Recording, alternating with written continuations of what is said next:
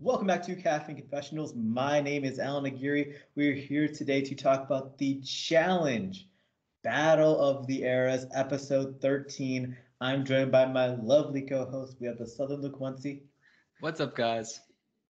and the Vermontian Zoe Trimboli. Hi, everyone. Episode 13, we're getting into the very serious numbers of the show. Cast is getting smaller. Another week where it's very clearly bananas versus like the ladies of leisure, that alliance versus like one side versus the other. How y'all feeling about the season so far? It's not a bad season. I am just 13 out of probably like 20 or 21. It's like, whoa. But for us to be 13 weeks in fact, I think it's 14 because we skipped one for the VMAs. I'm still interested week by week. So I think 36, 37, and 38 were pretty bad. 39 kind of dug us out a little bit, and we're still digging ourselves out. But I'm on board. I'm really enjoying it. I think this is one of those things where, depending on who wins this season, it's going to really impact how I feel about it. I am getting that like sense of dread from, I feel like my whole childhood growing up watching this show was like the villains win half the time. So basically, if Johnny doesn't win, I'll be good. It's, but I am enjoying it on a week to week basis, but I need to see him get his comeuppance soon. I'm into it. I mean, like, it's a story as old as time, bananas versus someone, and you kind of want to see that other side just get the win. And even if it doesn't, it's still going to be entertaining because, I mean, my favorite era of the challenge, like, is that era 3, seasons 20 to 29, when it was bananas versus the world, and I loved it when the world won, and I hated it when he won, but was still entertained. We need the good guys to win sometime right now, Allan. That would be nice. Yeah. Jumping straight to the episode, we got Michele and Bananas and Josh getting into it. And the funniest part about it is that it's not just an ordinary fight. It's happening while Derek is trying to teach Michele how to cook. And they're cooking in the tiniest little crevice hallway, which I guess is their kitchen on this season. Like, it is the smallest little hallway that apparently all the players have to go through. And it's not even a real kitchen. It's like a hot plate. You guys were saying there was like lack of plumbing in this house, seemingly no kitchen. I don't understand. Production really does hate them, I guess. But yeah, the hot plate kitchen fight. Okay, so I might be biased because I do like Michele. But did it not seem to y'all that Bananas and Josh were just trying to get a reaction out of her? She was very much in there with Derek, trying to cook. When someone is repeatedly yelling, "Leave me alone, just leave me alone," and you keep going, and the whole like crux of Johnny's argument was like them taking advantage of Josh and trying to control Josh. And I think everyone who's ever watched this show knows that Johnny's relationships are solely dependent on the fact that feels he can control people. So for him to be saying that, I wanted to shut my head in an oven. Right. But there wasn't one, just a hot plate. I was watching this, and all I could think is Josh is an idiot. Not just because it's like Michele is a target right now. She saved you the last time she was a target. Do not antagonize her. Apologize because she can put you up for nomination if she wins elimination. Why are you antagonizing someone who can immediately take a shot at you? Josh is just too impressionable, and I think that's the issue. Because like all it would take is a conversation with him and Michele in a separate room, and he would be singing a completely different tune. And I think it was Kylan that said, like, it might not have been. Correct me if I'm wrong.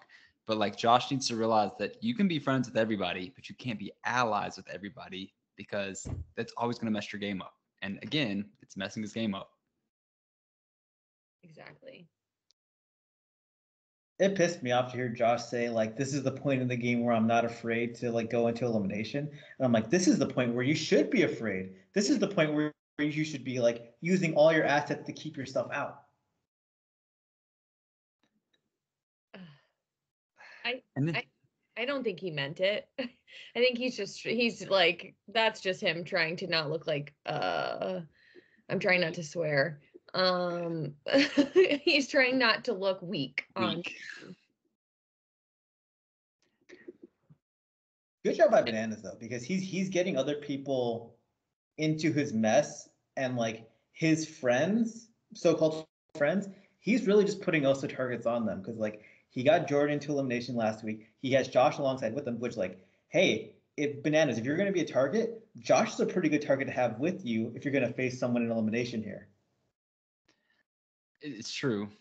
Bananas just gets on my nerves. Again, just like with Laurel, it's fun to have somebody to dislike, but like, oh my God, like there's no reason at all, like no rationale at all for anything that he does, except for I guess just to piss people off and sway things his way. But like, he is on my last nerve. I would love if he left next week. Yeah, objectively, he has made this season better with his presence. Subjectively, I want him to suffer on the show. Yeah.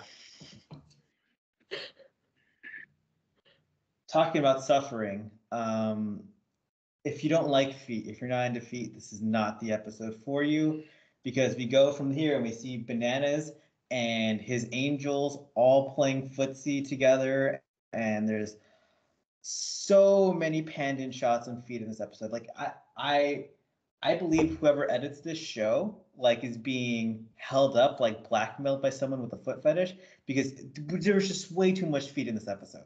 That person is Bananas. I was gonna say, I think what we've uncovered today is that Johnny Bananas has a foot fetish. That is absolutely what was confirmed in this episode. There is no, I mean, and we can trace it back. He has been obsessed with Kara's feet for years in a negative way. Like it's something that he like has brought up over and over and over again.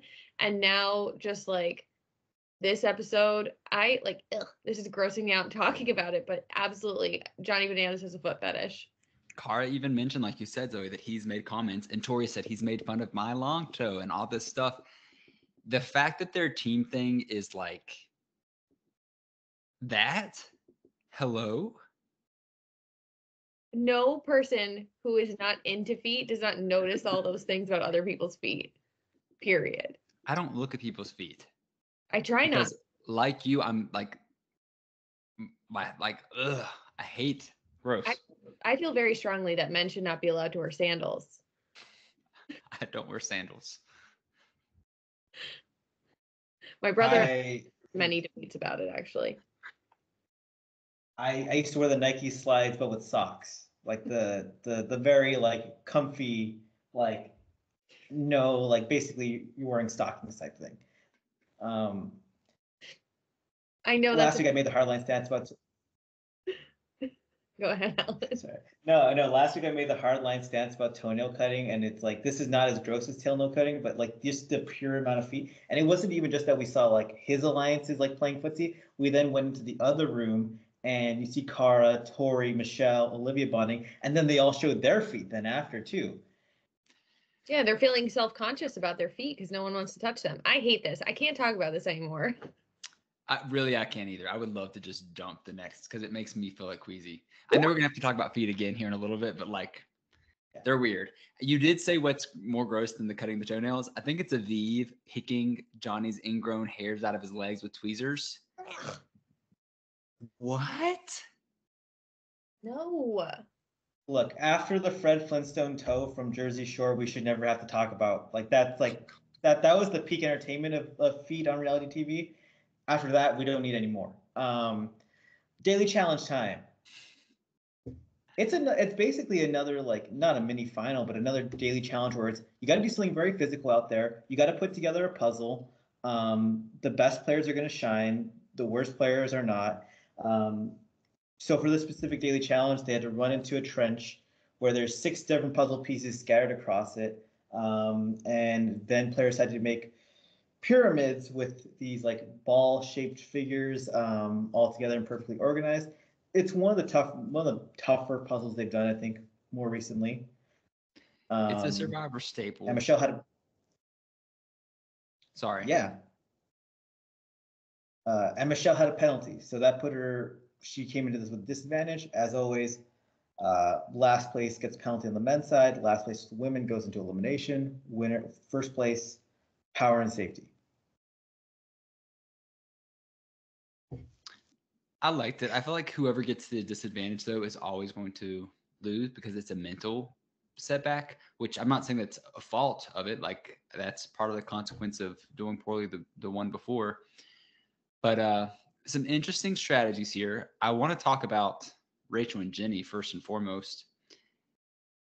It made sense for them to work together because realistically, they just have to be in power and not get last. So like, what would it hurt to work together? Yeah, and I think it really benefited Jenny after seeing like her cardio go up and down throughout the season. Like for her to have to keep pace with Rachel, I think probably helped her, if anything. Yeah. There's also just yeah. There's just like a sense of like alliance unity too, like stronger together as a unit, and it, makes you feel better going farther, for going forward in the game. Anyone else to know before we jump into like basically what were the results? Jordan doesn't want to lose to Kylan, but I guess those are the results. Sorry. Yeah, I mean, so physically, Jordan was very impressive in this daily challenge where he was like literally parkouring across rocks, whereas other players were stuck in the mud. Once again, which is I think a thing people on the show have actually tweeted about. The footwear on this season is terrible. Aviv and Kylan both lost their shoes. Multiple players lost their shoes during this daily challenge. Theo has been tweeted the entire season that he went through the whole season without shoes that fit him. And this company that they're using now, TYR, or what is it? Is that what it is? Like TYR instead of Under Armour? Yeah. Just makes some of the worst gear ever.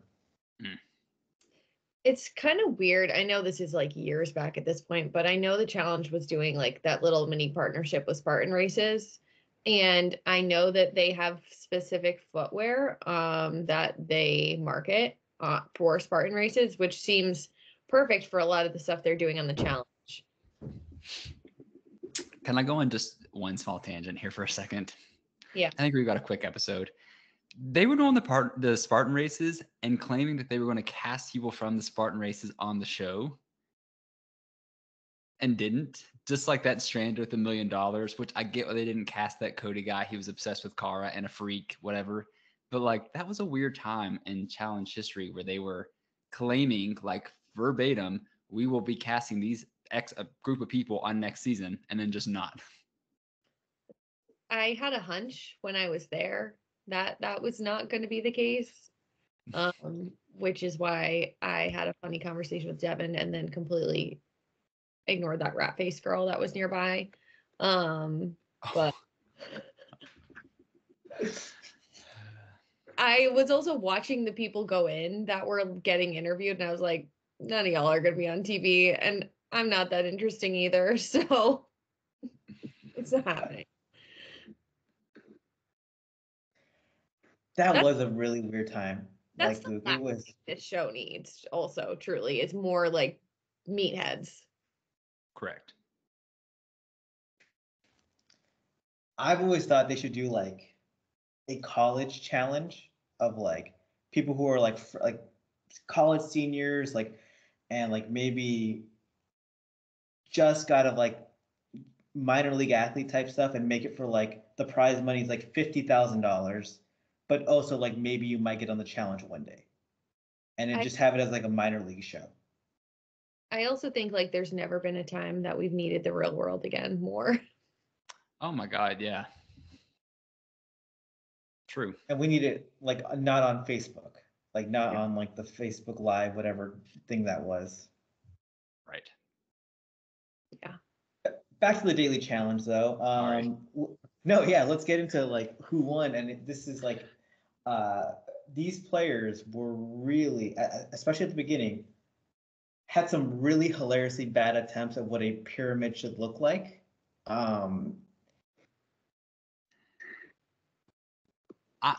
Listen, it is a survivor staple, so I know for a fact I would have done it because like I've looked up how to do it many times. But like, it is very hard because you're expecting the pieces to lay one way and they do not. So I actually grew up with a little mini version of this puzzle that I used to play with in my house. Except mine was like you couldn't have colors touching each other on any of the levels. So I'm fairly familiar with this puzzle. Like I still, if I go visit my parents and I'm just sitting there trying to avoid a conversation, I start playing with it. Um, so I guess I was surprised at how hard it was, but that's also a very unique experience. Because I think once it clicks, like once you do see it, it all falls into place really quickly. But yeah, if you haven't done any sort of 3D puzzle like this before, it's hard. Mhm. And Yeah. I think I was expecting some people to get it really quickly. I was surprised it was hard for everybody. Jordan gets it first. He gets the win, and he can't be targeted, which is big because Michele has already targeted him before. He gets this win, and I love that he says, like in his confessional, like Kylan, someone else in this show can solve a puzzle, and like I like that Kylan is getting Jordan to be more competitive, and it's like these two are really the top two contenders in the show because Jordan's got 2 wins, and now Kylan's got 2 wins. Yeah. And a close second's not so bad. Yeah, and Kylan. Especially with who's on the table as targets, it's not as an essential of a win for Kylan. Mhm. So he's in a good position, and he's still proving that he is a massive, massive threat. 2 first places, 2 second places. I mean, those two are very clearly the top contenders. On the women's side, very, very impressive. Cara Maria, with the target on her back, comes in, wins the daily challenge. I think we're all very happy to see because last week we were critical about Cara. People online in Were comments. we critical about Cara? Maybe I was. I think I was. I think you two were fair. I was just look. Awesome daily challenge performance by Cara because her back was against the wall. She crushed it physically and mentally. And I think I said it last season when we were reviewing her mercenary appearance on Battle for a New Champion. Cara Maria is a super underrated puzzle player because she's solved some of the hardest puzzles this show's ever had. And she crushes, like sometimes she'll just like have a brain fart on a puzzle, but then on some puzzles like these ones, she'll just blow everyone out of the water. Big win, guaranteed her safety. Like this is what you love to see. Yeah. And I really did like it. I hated it for Olivia. To be that close is rough. Contrary to popular belief, I thought this was awesome. Cara's win. But I agree with you too, Luke. Like I was watching, I was like, of course, this is the challenge Olivia comes in second on. Like, I think it's Cara staying out of elimination is better for the show. Especially if she were to lose, which I don't know if that would have happened, but I'm happy to see her get that win. I think she needed the confidence boost. Maybe we needed the confidence boost in her because we're such haters, apparently. But I was really excited for her. Yeah, I was too. I hope this is like an upswing for her because this isn't talking shit. This is facts. She's not had the most outstanding season to begin with. Since the first challenge, right, where her and Laurel crushed it. Mm-hmm. And I think from All Stars when she was really crushing it the whole season, I think it just I don't want to. I think that her performances since then have not held up to that standard. But I think we've also said all along, like, take it with a grain of salt because we also know that like the ceiling is high, that she could bounce back and do really well. Yeah. I will say her fans are also part of the problem in a loving way, because when you call Cara the greatest competitor of all time, top 5, put her in that conversation, the standards are inherently going to be very high. We'll look past certain things, like if we're just saying like, oh yeah, she's an amazing competitor, because no duh, Cara's fantastic, amazing, brilliant career. But when you say she's the greatest, those standards are going to be high. It's why we were knocking Bananas down a peg last week. It's why we're probably going to knock him down a peg again this week, because once again, in this individual daily challenge, he didn't rank very highly. After All Stars 4, one of my favorite challengers, Veronica, said, Cara's fans are the reason that Cara is so upset or miserable when these shows end, because they don't give her any other option than getting first place. Many people go on the show and get eliminated 5th, 6th, 7th, have a great experience. Cara cannot have a good experience unless she's first, not because of anything that she's done, because her fans act like they're very high highs, very low lows with her. And I agree. She can't just be. That's why you pick a mediocre competitor to stand like Nani and just accept everything that comes with it. Yeah. But Bananas, yes. No, you know what? We'll get to Bananas in a second. I want to go back to Luke was talking about Olivia, because Olivia was the second person done with this challenge physically on the women's side, second person to finish the puzzle. Like, she had a target on her, and this is the Olivia we've been wanting to see since it's gone to the individual phase. She came in 4th last week for the women, beat Bananas and Corey and all those people. Another good performance here. Like, she's not checked out like I thought she would be. I'm super proud of her, but it comes in the worst circumstances possible with Cara winning. Yeah. The worst circumstances for her. Yeah, just a little bit too little too late.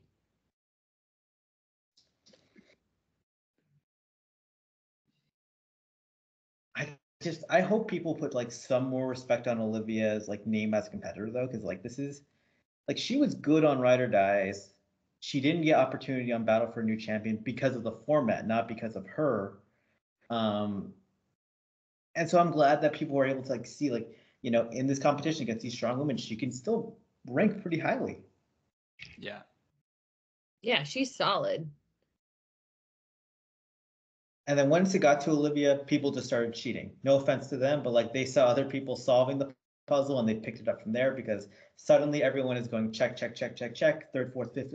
And like even the person who came in last place for the women, because it came down to Olivia, Michele and Aviv. I saw Michele literally looking at people's puzzles while they're getting their checks correct. And she's like, damn, how do I do that type stuff? Like, that's how checked out she was. Eventually just Aviv got it over her. Michele comes in last place, directly into elimination. Did you also feel like some of the checks on those puzzles, they were getting like the green light when they weren't perfect? Like, yes. I think they were potentially in the right position, but they weren't like actually pushed together and held up in that pyramid shape. I was like, that is a sloppy, like, yes, you got it. Because they might have it in the right position, but like make them actually put it in a pyramid. Right. You had people just calling for checks left and right every 2 seconds. Like, it was chaos. And then you had people cheating. If everyone had their own separate barriers during this daily challenge, this would have went on for hours, because people would not have been able to figure it out. They only figure it out by seeing what their opponents were doing. On the men's side, like, it came down to Corey and Derek. Derek, once again, just by the sliver of his teeth, gets a check. Corey comes in last place. He gets the disadvantage for next week. It was a good daily challenge, and then it became a clusterfuck out of nowhere. Yeah. I kind of expected Michele to like get last, not because I think she's bad at this, but because I think the penalty psychs her out regardless. I was hoping she was going to pull through, because I was thinking if anyone could like see this puzzle, like visualize it, I was hoping it was going to be her, but alas. I think Michele, from a physical perspective, is what's killing her, because she's exerting herself so much to keep up with these top women. And then she gets to the puzzle and she's just drained, which I think that's like the difference between a Michele and, I'm going to compare her to loose girl Ashley Mitchell, because I don't think Ashley was someone whoever got enough credit for the type of shape she was in cardio-wise on the show, because Ashley could run 10 miles and then go solve a puzzle like it's nothing. Michele, if she has to run all these mileages, like her puzzle abilities go out the window because she just doesn't even have the brain power anymore. Yeah. Free Ashley. I miss her. The people's champ. So when people see this, they're like, Michele, I thought you were good at puzzles. Like, she is. She's not good at puzzles when she has no brain power, though. Yeah. So if she puts more work in fitness-wise, then maybe she can be better at the puzzles too. But that's a whole process into itself. Michelle's feeling defeated. We leave the daily challenge, and we're on the bus ride home, which great to see bus footage on the challenge again, because we've been missing it for a long time. We've complained about it on this podcast. I'm surprised we got it. What happens though on the bus is Bananas and Aviv, their feet touch. Well, again, we're having to talk about feet, unfortunately. Michele sees this and she jokes, "Can I join the party?" Now, this was not an innocent jab by Michele, but I think it's something that could have been brushed off really easily, or just ignored, and it would not have made the edit of the episode if they just ignored it. And so I don't care to say it. That was not just your feet grazed. Like, no, I'm sorry. And do I think Michele said something else that probably wasn't added into the edit? Yeah, which I'm sure could elicit a reaction. But like, thou doth protest too much. Like, whoa there. Like, That man was playing footsie with her. yeah. And I hate to say it, she wasn't pulling her feet away either. I thought it was weird too. I watched it twice, unfortunately, and I was like, that's a little weird. And I think that my husband would not like that. Sorry, I know we're contributing to the narrative that they were saying was completely inappropriate, but I think you know inappropriate when you see it, and it was inappropriate.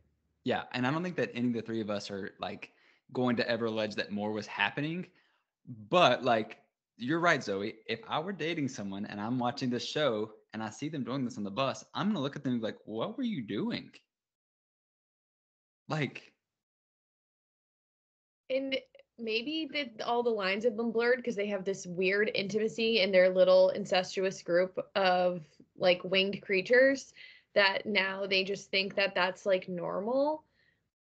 It's not, but whatever. The bigger point is that it really, really got under Johnny's skin. and he was saying, "Michele, it's not a good look for you to say this," and her and Olivia both saying, "No, it's not a good look." And even Rachel just sitting there like, "Ooh," which I'll get to Rachel in a little bit with another of our talking points. She kind of pisses me off, but like, sure, Michele didn't have to say anything, but also like, it was weird. I'm sorry. And I know people are probably going to try to defend it. And I'm not trying to say anything about Aviv. And I'm sure her marriage is sound and all those great things. She seems like a wonderful human. But I think even she could acknowledge, "Ooh, yeah, this is probably weird. And I should have just not." If it wasn't weird, you would have laughed and been like, you're doing too much. Like, Right. that's all. Like, I'm trying to like put myself in that position. Like, if somebody's foot touched mine and someone said that, I would have been like, I would have said, "Get your sweaty foot off of me." yeah, well, that's the thing too. I wouldn't have started playing footsie back, which she did. I just think Banana's reaction to it all is the only like reason it made the episode, because we never get bus footage anymore. It had to be a very big blow up from a major character for it to make the episode. If not, I think it would have just been brushed under the rug. I think it would have been one of the many like drama type things that they just leave out of the show.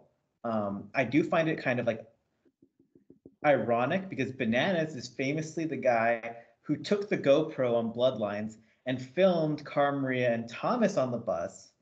Now, this is a very different situation because Cara Maria and Thomas are not Bananas and Aviv. They're not even close. Aviv's loyal and happy in her marriage. Like, I'm not saying that.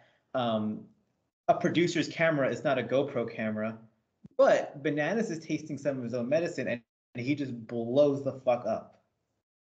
Well, and for the guy that's claiming to be so worried about Aviv's relationship and her reputation, the worst thing he can do for her in this moment is exactly what he did, is and make it a big thing.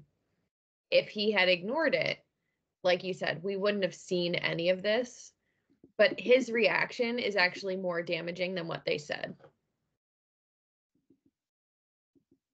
We also saw Cara defend Michele and Olivia at, on the bus as well here too, which Cara was part of that famous moment too on the bus we just said.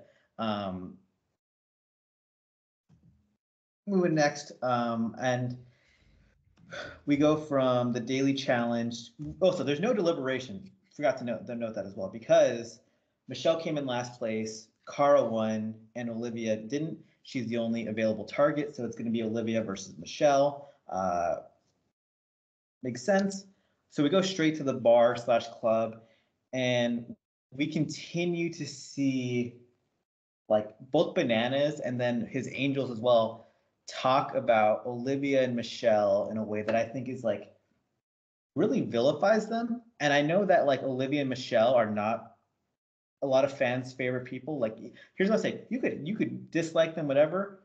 The way they were talking about them in this episode made them seem like the most vile humans ever. When like Michele and Olivia are two of the least threatening people I've ever seen on this show. Well, okay, so much to unpack here. Honestly, I agree. I don't think in either their tenures on the show, there's been a contrived storyline at all. I think they're two of the most genuine people on the show. I'm so frustrated though, and I'm just gonna say with Rachel, because she was saying some pretty harsh things about them, like having like this isn't verbatim, but something about their moral compass or like what they're willing to do for a game.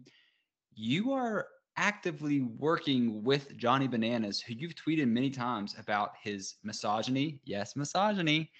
And like things that he's done on other shows that have not maybe made the air, read between the lines there. Like she's been a pretty staunch hater of his. She won't come back to the show if he's on because she doesn't like what he stands for. And you're in his palm right now. And by doing that, you're also hating on other women.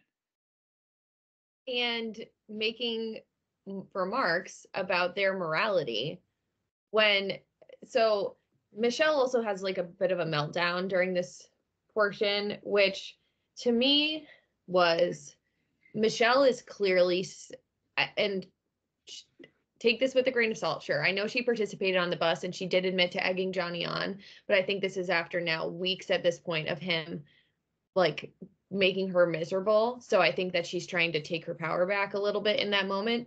But I do think we see at the club, Michele is a non-confrontational person. So this actually wears on her in a way that it doesn't wear on Johnny, because he is the kind of person that gets his energy from conflict. He enjoys making women cry. He enjoys like making people uncomfortable and making them upset. He actually like it fills his cup. You can see him getting like energized from it. So for Rachel to look at these two people and say one of them has questionable morals or ethics and say that it's Michele, I'm side-eyeing her so hard at this point, because especially that combined with her comments on social media still being in his little fan club, I am getting the ick. Yeah.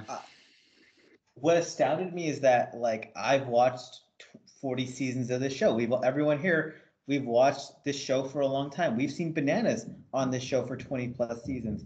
The way he was talking about Michele and Olivia just did not add up to me when it's like, Bananas, you were fighting with the Lavender Ladies like 8 to 10 seasons ago. Like, we love the Lavender Ladies here. Like, we love Ashley and like Amanda, but you compare like the digs and the remarks that Ashley and Amanda will throw at you, like the way they can cut you down with words, and compare that to what Olivia and Michele are saying. It's like we're talking about an R-rated movie versus like a G movie that even like a 4-year-old would say this is soft. Like it's like that's Michele and Olivia in comparison, and you're calling them some of the most evil people in the world.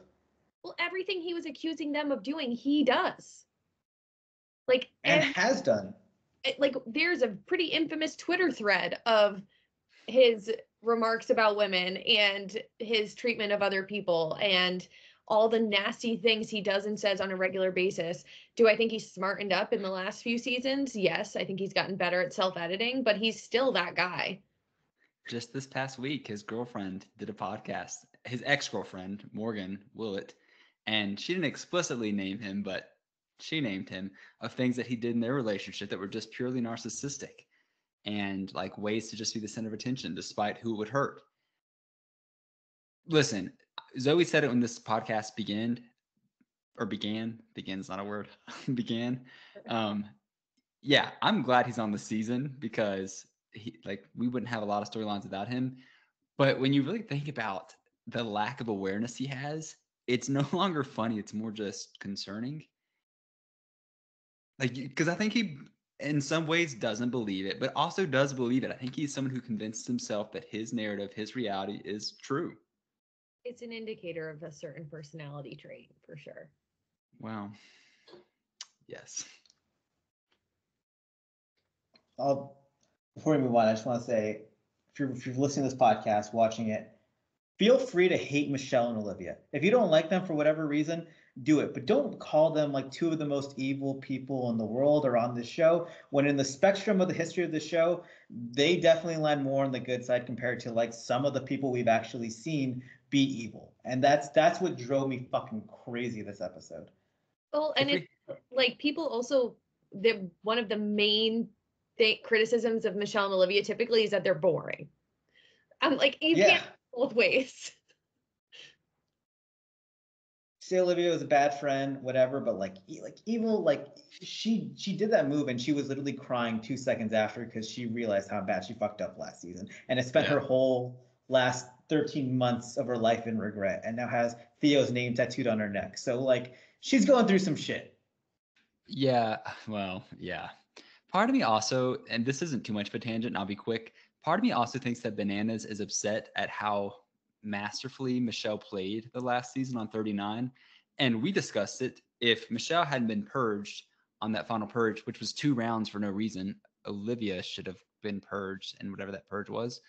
Michele probably would have made that final and could have possibly won, given it was a lot of water-based things. I think Bananas is slightly threatened that she is emerging as a new face of the show. We don't need faces, but like she is emerging as a new face. And he's either trying to get storylines out of it or really knock her down. Or he's just being himself. That's the third option. Yeah, and himself is a guy that gets absolutely irate when a woman dares to work against him or not follow him blindly. Michele's good at this game. I want to say this because when you just look at the pure like talent and what you should need to have to go far on the challenge, she does not have many of those skills, like in terms of like the physical attributes. The fact she gets this far is based on all the other skills she does and how well she plays the game and how well she navigates and just persists. I don't know, because I don't think Michele was built for the challenge, but she's found a way to get far in this game, especially with a cast like this. Like it's been impressive. Let's move on to some like small potatoes. Derek, he once again survives, and they talk about it throughout the house. Bananas says like, "You want to talk about a guy who's playing a hell of a social game? It's that man right there." And because we're in final 6 here for the men, and it looks like, as we saw there, like he's not going to be a target again. So is he playing a great game or just a game of that exists? His edit screams game that exists, but who knows? Has he ever made a final before? All Stars. I guess All Stars, yeah. But that's like, that was, he made it where it came down to him and Adam racing for us one final star, and that whole like, I'm still mad they gave them one more opportunity for a star in a daily challenge. It should have just been like, you got to throw yourself into elimination because that was the format. Right. I mean, unless he comes in last next week, which is a possibility, he'll be safe for another week. Given how many people can make the final, I don't know. It's a smart game for him. For me as a viewer, I just don't care.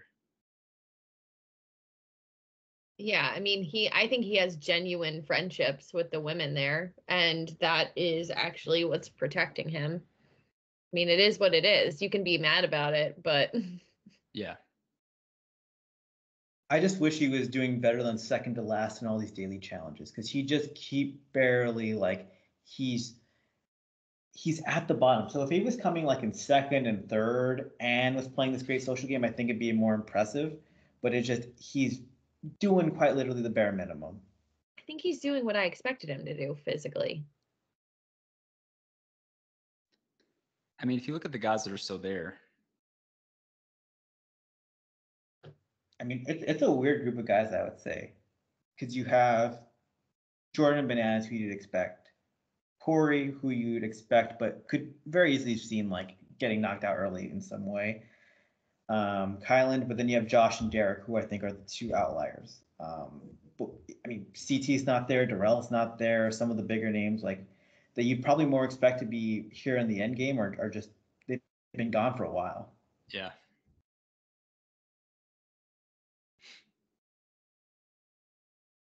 Talk about Corey again real quick because we see him and Kara make a deal this episode where they both realize like there's two sides of the house and they're not really with either side. They're just on their own island on their own. So they decide like, hey, we haven't talked a game the entire time, but let's be each other's number one.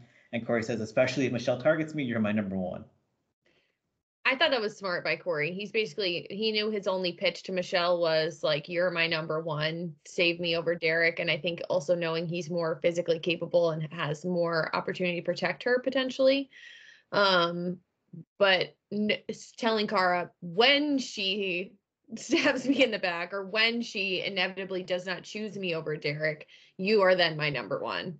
So I think it made sense. And I'm glad that Kara was just like gracious and accepting it. Yeah. She had no other choice, I guess. I would love to see Carr and Corey win this season. That would be great. I'm cheering for a Corey win too, but we said last week like it's gonna be tough with Kylan and Jordan there because he does not seem like on their level, right? He seems like a half step below. Yeah. Elimination time.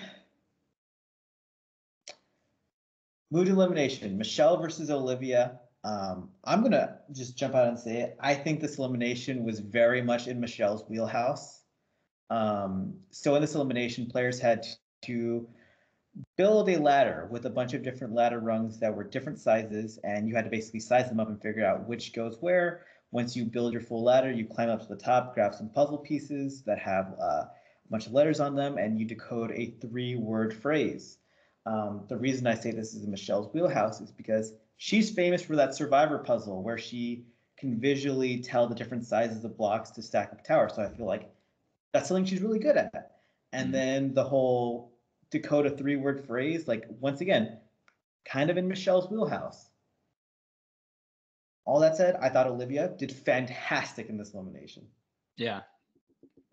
Yeah, she Yeah, did part when it came to the word puzzle, but she physically outmatched her and I did a lot better on the latter portion.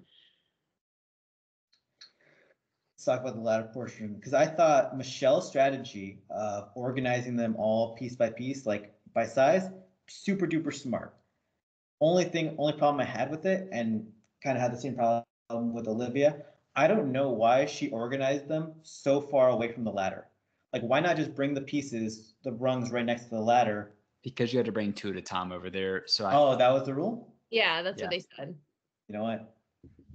I didn't listen to TJ. That's me. I didn't listen to TJ there because if not, okay.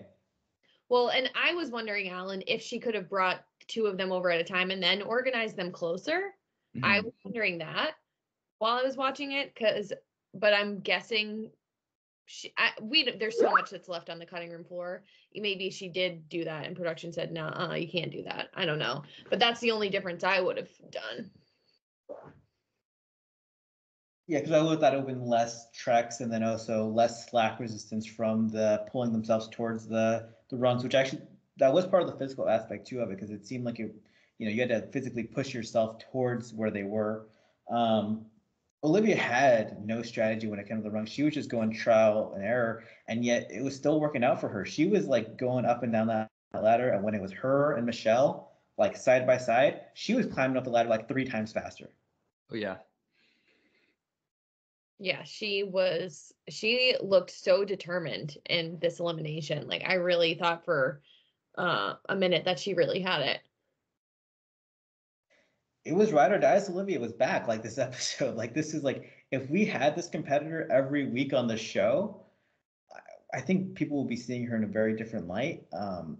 It was great to see because my opinion of her has just fallen off dramatically since that Battle for New Champions episode last season. So it's good to get reminded of like who this person was that I was just so excited about just a year or two ago.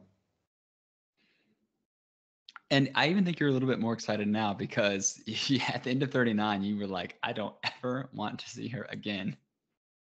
Oh, you know what? I'm gonna stick by that actually because I don't ever want to see her again, especially like her and Theo playing house. She's a showman's girl. I think she's a good showman's girl. Yeah. They're not end game. Give it some time. We'll see her again and she'll be single. The tattoo is forever though, until it's not. Yeah. I've thought too, like, what are we gonna do with Michele being in a relationship with Devin? Because like I don't want them to break up, but like throw in Callum again and like kind of make it messy. I don't know. Next season would work. The word portion part of this puzzle. So they did give them 3 letters. They gave them a letter in each word, and one of them was like, so the word phrase was not eliminated tonight. And one of the letters they gave them in tonight was the G towards the end of the word. And I was like, I was watching Olivia try to solve this with absolutely no strategy at all. And I was just like, think about how words work. I know she said she's dyslexic, but like maybe she can't spell it all, but like I'll say this as a dyslexic person myself. I'm sick of word scrambles. I am like every word is a scramble for me. Yeah.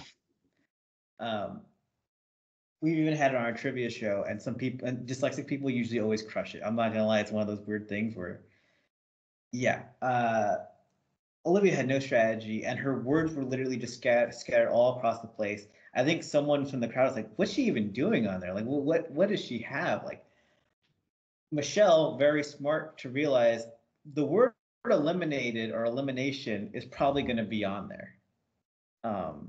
And so once you have that, everything else comes into place real easy. Michele gets the win, and she's emotionally broken up about it. And Michele saying like, I think Olivia has a better chance to win this game. I feel bad because it's my friend. And yet 3 elimination wins from Michele this season. Michele. I love if she won the season. Yeah, that would be the plot twist to end all plot twists. I will be a Michele defender till the end of this season at least. Yeah, I think I'm gonna rewatch her Survivor season, like right after we finish this. I just want to like. I was thinking about that too because I first watched was an Aubrey truther. Like really felt like she should have won. I think, and now it makes me want to rewatch though and watch it through the lens of Michele's win because, I have opinions about it, which I won't make everyone listen to my feminist rants again, but I do want to rewatch her Survivor season. Yeah. I just can't believe she can win only on the basis of like I've watched her in these like mini final challenges and it's like 7th place, 6th place, and it just if she beats this like super stacked female cast, I assume that the final is just going to be 3 of that Survivor puzzle she killed. Like there's just that, and she's got to solve it 3 times. Which, hey, credit to MTV if they do that, because that'd be funny. I'm happy for her though, because she gets just shit on endlessly by this fandom when Michele checks so many of the boxes you want in like a reality TV star, where she always got showmance going on. She plays the game politically. She just gives her all in the show, and she's authentic, I think. Yeah, and I understand the double standard of us like not liking Bananas and Laurel. I'm not saying they shouldn't be on the season. They definitely helped run the narrative. When people are so adamantly against her on Twitter, Michele, I'm like, then what do you want?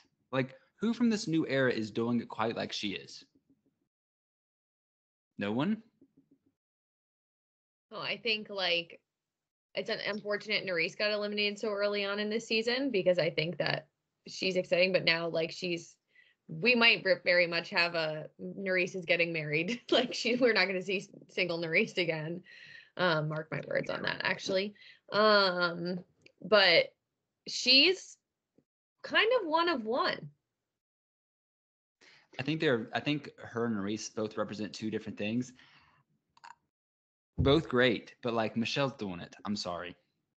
Like Nerys was definitely underdog last season. Michele is running the game, social prowess, like. Well, also sort of being an underdog. True. I guess I just meant Nerys underdog last season, but yeah, Michele can like fulfill both roles, and how great is that? What troubles Michele, I think about a lot of with a lot of the fandom, is that we get used to like certain types of archetypes of characters, and we're not ready for like the 2.0, 3.0, 4.0 versions of people. And I think like Michele, she is like a PG version of characters we've seen in the past, you know. Whereas like Nany will say some of the craziest shit ever on this show. Michele does a lot of the same things Nany does, where she plays like a heavy social game. She's not a perfect competitor, but she's always down for a show. And that's like the same way possible. But she's not. They're not the same character, but they're like it's like the new version of someone in like a different lens of like because we're not gonna get a Nany again on reality TV, I think, because just the world is just different now. Yeah, social media being what it is, these cast members cannot be as unhinged as they were, well, 10 years ago. They're with the amount of like vitriol that gets thrown their way and how hateful and frankly scary some people can be online. They have to be a little bit more buttoned up on this show. So really, if you want your reality TV characters to be like messier, then leave them the fuck alone on social media. Or you got to go watch the Zeus Network. Right. The only reality TV star I've ever added is Josh, and he blocked me. So.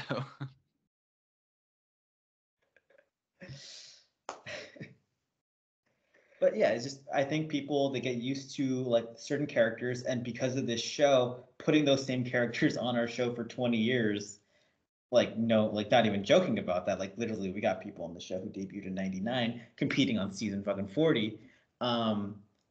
You know, they get stuck in their ways and they can't accept what the new version of someone is, and that's I think Michele. And I hope that in 5 to 10 years, people will regard her the same way that like fans regard Nany now, the way that fans like. I think that Olivia, in many ways, or at least Ride or Dies Olivia, she reminded me so much of Paula. You know, like I think there's these like these new versions of characters that we just gotta like learn to accept and love, and eventually the nostalgia will hit. Yeah. And I think these new players, coupled with some of the other people from their era, like Fessy, like throwing Amber B in there, like get that group back together a little bit more with some of the old school people. Because Ride or Dies was kind of that, but it was pretty like new people heavy. I think a lot of these people find their own and they don't feel like such a, like, I don't even know the word, like a departure from what we're used to. Because the show's going to continue. We've got to have them. We have to. And we got to put them in a format where like a vacation alliance or a major veteran alliance that's like doing all these shows just can't completely steamroll. Yeah. Michele wins the elimination, as we said, and Olivia's out the door. Got to pick some new targets. It's going to be Bananas again. It's going to be Josh, especially after all his antics. Josh was cheering real hard for Michele during the elimination, by the way. A very transparent plea to get saved and then be upset when it didn't happen. But like, buddy, you're going in. But I love that he in his confession was like, yeah, it makes sense. Yeah, he didn't. I mean, maybe next week we'll see something different, but I think he did know and accept it was coming. So good on him. And then Corey ends up the third one. And Kara is giddy from ear to ear that she now has a number one. And hey, if he goes into elimination, she's not going up. True. Which is huge at this point in the game. Although Corey is going into next week with a penalty. Yeah.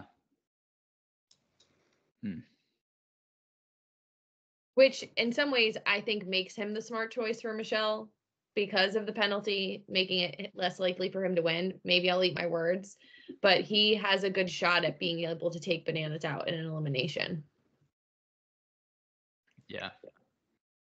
If there is any sabotage element of next week's daily challenge, if I'm Corey, I'm focusing on getting everyone together and being like, hey, let's sabotage Jordan, let's sabotage Kyland, and then throw me in against them.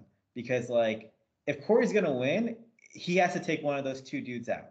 Like it's and he has to do it himself. Like maybe not himself, but well, you know what? No, I don't think Bananas or Josh are beating those guys in elimination. So I think Corey, especially if it's a headbanger, Corey could take them out. The problem is, Allan, we haven't seen Headbanger since the first week. So betting on a Headbanger at this point is kind of a dangerous move. That's true.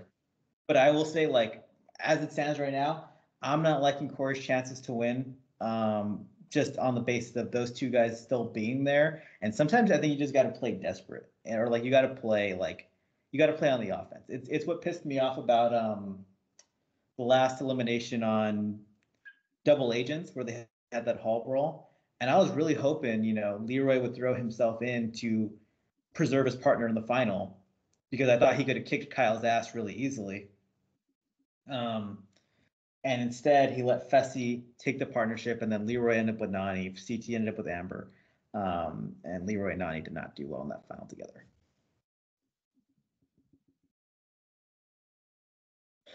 And I can see the same thing happen to Corey here. But you know what? We could have theoretically like a good chance at Corey versus Bananas next week, which they have a decade's worth of ammunition against each other. Or Corey versus Josh, or Bananas versus Josh, which I think would be less entertaining to watch. Imagine if Josh won, though. That'd be a plot twist to end all twists. Imagine if Josh makes the final and wins the season. I really do want to see Josh in a final at some point eventually, just for curiosity's sake more than anything else. Yeah. Josh winning season 40 though would feel very wrong. Like our winners, Josh and Aviv. I'd be like, well. I would die.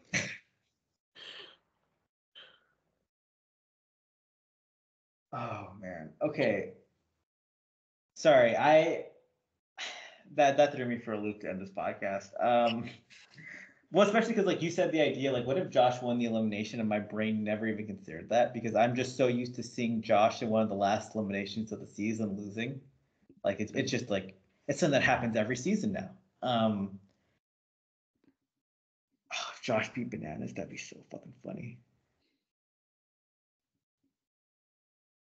Yeah. Anything else we gotta say before we end this podcast? No, I don't even remember the scenes for next episode. It seems like a lot of the same stuff we got going on. It's just bickering. A lot of the same. Hopefully next week we have less feet to deal with. Make sure to subscribe to us on Spotify, YouTube, Twitter, wherever you get the podcast. Have a great week, everyone.